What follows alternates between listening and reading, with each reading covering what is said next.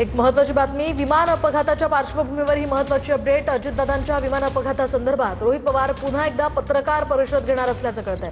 पत्रकार परिषदेतनं सर्व महत्त्वाचे पुरावे लोकांसमोर आणणार असल्याचंही रोहित पवारांनी या ठिकाणी सांगितलंय। विमान अपघातासंदर्भात एफआयआर दाखल व्हायला पाहिजे अशी मागणी त्यांनी केली आहे। विमान अपघातासंदर्भात विधान भवन आणि संसदेमध्ये सुद्धा चर्चा होऊ देत नाही असंही रोहित पवार यांनी आरोप करत म्हटलंय।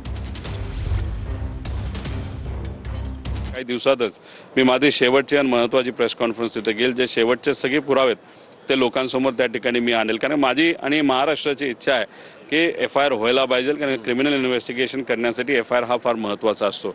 अधिवेशनामध्ये न वरती न खालती, तसंच दिल्लीमध्ये सुद्धा जे पार्लमेंट चालले तिथं सुद्धा या विषयावर चर्चा करून दिली जात नाही। कुणीच तिथं राजकारण करत नाही। पण इथं तुम्ही जर चर्चाच करून देत नसताल, एफआयआरच करत नसताल, सीबीआयकडे प्रस्तावच पाठवत नसताल, तर आम्हाला संघर्ष तर करावाच लागेल। आणि या संघर्षाला, या प्रामाणिक संघर्षाला तुम्ही जर म्हणत असेल राजकारण म्हणजे हे हास्यास्पद आहे।